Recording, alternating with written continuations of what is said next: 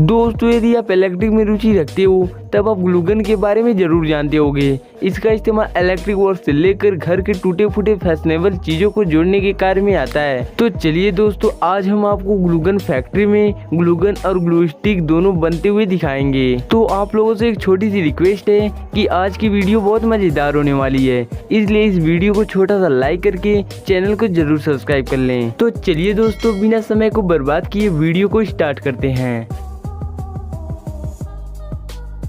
तो दोस्तों, glue gun की मैन्युफैक्चरिंग प्रोसेस देखने से पहले चलिए इसकी आउटर बॉडी पार्ट्स को 3D एनिमेशन की मदद से समझते हैं। वैसे इनमें 7 जरूरी पार्ट्स होते हैं। पहले नंबर पे आता है इसका प्लास्टिक बॉडी, और फिर nozzle, plastic trigger, steel stand, switch, power LED और लास्ट में आता है कॉर्ड यानी वायर प्लग। इसी वायर प्लग की मदद से ग्लू गन को एक प्रॉपर इलेक्ट्रिसिटी मिलता है, और ये वायर प्लग ग्लू गन के हीटिंग एलिमेंट से जुड़ा होने के कारण ग्लू गन हीट होने लगता है, और फिर जब हम इसमें ग्लू स्टिक को डालते हैं तो ये आसानी से पिघलना चालू हो जाता है, जिस कारण हम घर के किसी भी टूटे फूटे चीजों को आसानी से जोड़ सकते हैं।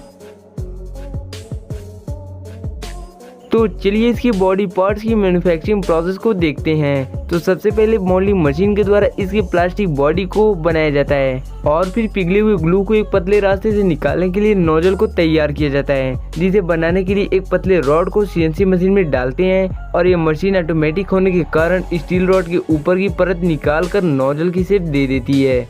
इस तरह से नोजल पूरी तरह बनकर तैयार हो जाता है, और फिर नोजल के पीछे लगने वाले रॉड को भी कटिंग कर लेते हैं। इस तरह से दोनों को जोड़कर कुछ इस तरह से बना लिया जाता है।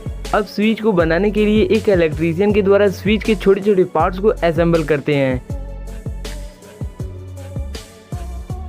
अब ग्लू गन को इलेक्ट्रिसिटी देने के लिए वायर प्लग को तैयार किया जाता है। तो सबसे पहले केबल के आउटर कवर को छीलकर इंटरनल वायर के कवर को भी छीलते हैं। अब इन वायर्स में तीनों टर्मिनल जैसे लाइव टर्मिनल, अर्थ टर्मिनल और न्यूट्रल टर्मिनल को अटैच करके इन नंगे टर्मिनल पर प्लास्टिक इंसुलेटर की कोटिंग चढ़ाई जाती है। इस तरह से प्लास्टिक के प्लग पूरी तरह बनकर तैयार हो जाते हैं।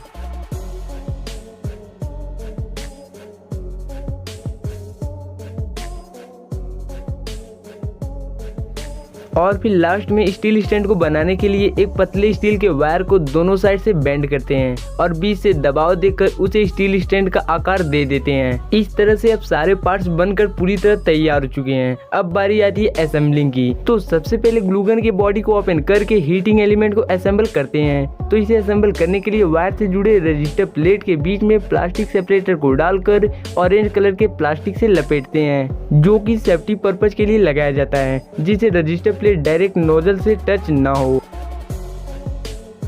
और एक एल्युमिनियम प्लेट लगाकर क्लिप से लॉक करके पीछे से एक प्लास्टिक कैप को लगाते हैं, और फिर इस इंटरनल पार्ट को ग्लू गन के अंदर असेंबल करके ट्रिगर को लगाते हैं, और फिर उसी समय स्प्रिंग और स्विच को असेंबल करके ग्लू गन के दूसरे हिस्से वाले बॉडी से क्लोज कर देते हैं। अब इन बने हुए ग्लू गन को कन्वेयर बेल्ट की मदद से स्क्रू लगाने के लिए ले जाते हैं, जहां एक घूमती हुई चक्री में स्क्रू डाला होता है, और ये स्क्रू एक एक करके स्क्रू टाइटिंग मशीन में पड़ती चली जाती है, और ये मशीन अपने नोजल की मदद से ग्लू गन में स्क्रू लगा देती है। और अगले स्टेप में इन ग्लू गन पर कंपनी का नाम लिखने के लिए ब्रांड प्रिंटिंग मशीन से दबाव देते हैं, और फिर स्टील स्टैंड को असेंबल करके इन्हें टेस्टिंग रूम में भेजा जाता है, जहां एक इलेक्ट्रीशियन के द्वारा इन ग्लू गन में ग्लू स्टिक को डालकर पिघलाया जाता है, जिससे ग्लू गन की हीटिंग पावर का पता चलता है।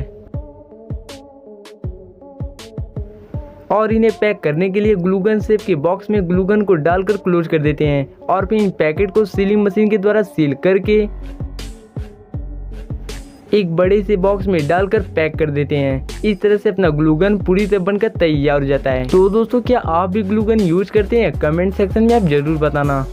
तो नंबर दूसरे पर आता है hot glue stick manufacturing process. दोस्तों, जैसा कि हमने देखा, ग्लू स्टिक के बिना किसी भी चीज को मजबूती से जोड़ा नहीं जा सकता। तो ग्लू स्टिक को बनाने के लिए मुख्य तौर पर 3 कंपोनेंट का इस्तेमाल किया जाता है। तो सबसे पहले पॉलिस्टर ग्रेन्यूल्स के थैले को एक वर्कर द्वारा क्रेन की मदद से एक हीटर मशीन में डालते हैं, जिसमें APAO यानी एमॉर्फस पॉली अल्फा ओलेफिन के लिक्विड को मिलाकर एक साथ पिघलाते हैं, जिसमें तीसरा इंग्रेडिएंट सीक्रेट होने के कारण कंपनियां किसी को नहीं बताती। और फिर इन बने हुए पेस्ट को शेपिंग मशीन में डालकर ग्लू स्टिक का शेप दे दिया जाता है और इन बने हुए ग्लू स्टिक को ठंडा करने के लिए पानी के कंटेनर से गुजारा जाता है, जो कि ये लंबी रस्सी की तरह होती हैं, जिस कारण इन्हें छोटा करने के लिए कटिंग मशीन में डालकर 10 सेंटीमीटर पर काट लेते हैं।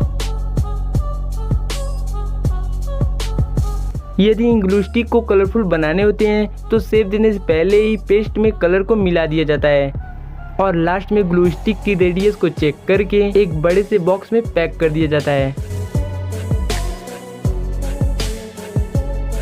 तो दोस्तों, आपको वीडियो थोड़ा भी अच्छा लगा हो तो इस वीडियो को लाइक करके चैनल को सब्सक्राइब कर लें, जिससे हमारा सारा नोटिफिकेशन आप तक हमेशा पहुंचता रहे और आप ऐसी ही नॉलेजफुल वीडियो देखकर अपने दिमाग को 1000 गुना तक बढ़ा सकते हो। तो चलिए दोस्तों, अब मिलते हैं हम आपसे अगले वीडियो में।